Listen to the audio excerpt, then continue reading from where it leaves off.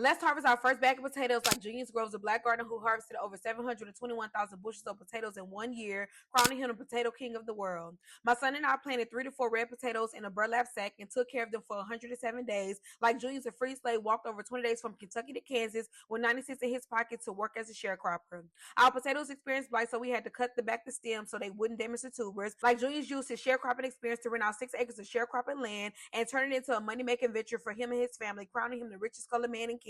Because we had to cut back the tubers early, some of the potatoes were undeveloped, small and deformed, yet despite that, we were still excited to dig for more. Like I was excited to dig through Junius' gardening history to discover he purchased over 80 acres of land and grew more potatoes than any single person. Despite experiencing segregation and fighting through slavery, Junius was still able to experiment and cultivate the potato crop and ship it internationally, making him a continental businessman. Some potatoes still had roots, so we plan to replant those too. Like Junius Groves planted his roots in potato growing history, even though his story went untold in history books until a black woman wrote about him 7 years ago, which is why I created this Black Gardening merch to celebrate the hidden history of black gardeners and the crops they cultivated that help reshape the food industry today. Click the bonfire link in my bio to purchase. Growing and harvesting these potatoes with my son reminded me of the importance of passing out our black garden history so that we pass down self-sufficiency and fight against food insecurity. Because if Junius Groves could use the cultivation of potatoes to create wealth for his family, give back to the community, and pass down that knowledge to his children, then we shall all be proud to share his legacy so that we may do the same and ensure his name continues to ring as we reclaim our black garden history.